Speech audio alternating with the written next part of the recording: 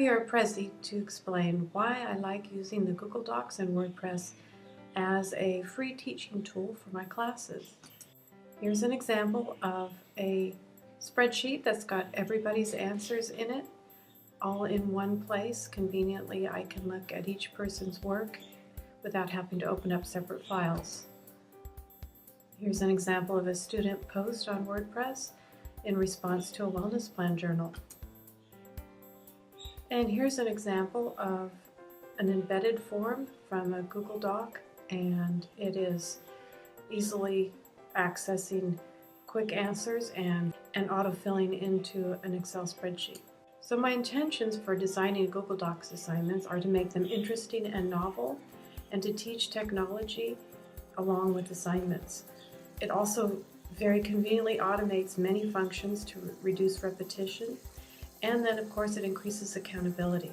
There's more time for feedback and interaction and intervention, and more time for personal reflection to improve my teaching.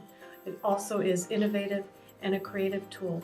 So what I decided to do was take an ordinary spreadsheet and convert it to Google Doc. I uploaded all types of assignments into this one workbook, and each week is a different tab. I use color to draw attention to assignments and where they're to fill in the blanks. And I insert as many formulas as I can to relieve students from repetition and for my own automation. I created an external spreadsheet as well, as you saw in that first demonstration that was in yellow, so that I can see all the grades easily from one file. And then I invited each student to their own Google Doc, so it's privately shared between us. All of those files are then put into a class folder. Here's an example of a project that was in week 7 where they fill in the color boxes. And this is also an example of how in an editable form they can continue to update or change or modify throughout the course if needed. How did it transform the process for students? Well, they don't have to save files. They don't have to go to their downloads or their desktop or a thumb drive or an email.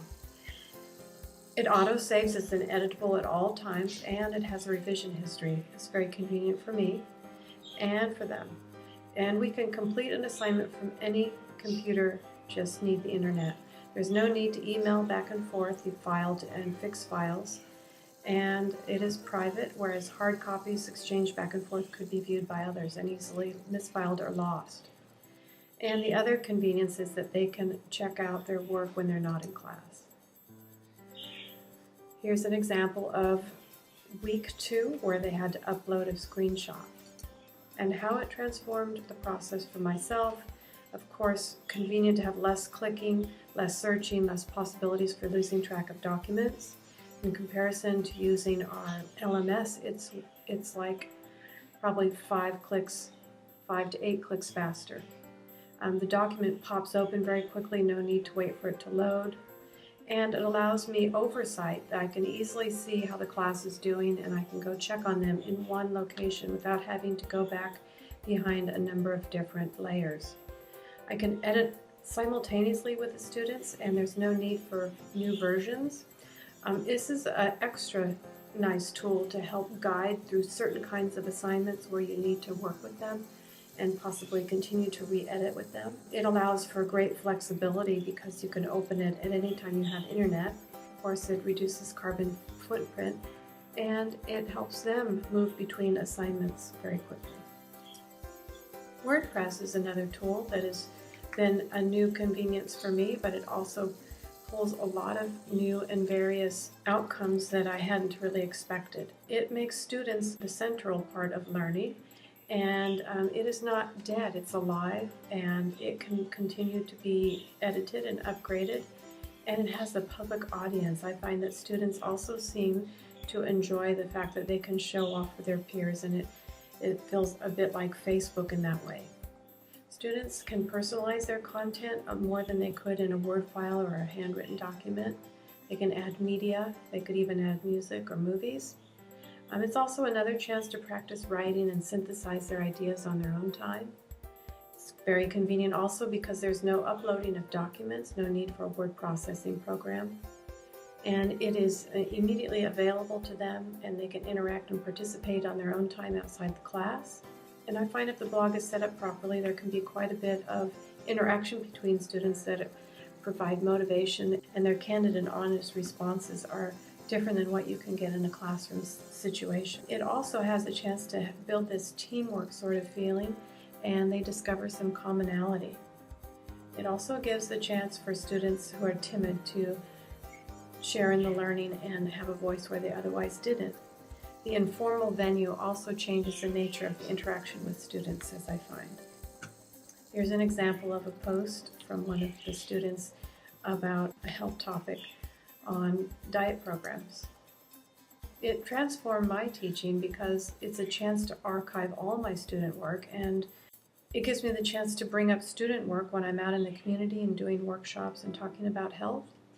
And it's very convenient because there's no uploading of documents, just as I mentioned before. It's another interesting situation where I can enter more on their level and also to model what I want them to do. And this type of student contribution can expand their learning because they're part of the revealing of content from their own perspective. And it's a new and interesting way to interact with students. Students have new ways to express themselves that feels creative for them because it feels different than submitting regular classwork on a Word file. For those who want to do more, it provides them a chance. And of course, it's another chance to teach technology. It also introduces them to the public domain and thinking about their public self. And this learning of new technology through use of social media, it can be very helpful in developing their professional self. And here are the uses that I have had in the past 4 semesters for students to participate using their WordPress. The last tool that I've been using this particular semester has been Google Forms. And it's quite curious. The interaction that you can find from using a Google form feels much like the clicker technology. I can obtain instant feedback because you can embed the form in the LMS, or I've embedded it into the WordPress. It collects responses in a central location. It's easy to get the information back that also identifies them by their email, or you can make it anonymous. Nice that it's time-stamped, so it provides accountability. And then, of course, the results are editable. And the Google form itself is editable. And here's an example right here of an embedded Google form into a class. Here's an example of the results, and you can see that this is the dates that the students were responding when it was sitting in class, and here's where they were answering while they were in class. And it's anonymous in that particular instance. But I have also provided a chance for you to experiment with this by going straight to my website, which is a WordPress blog.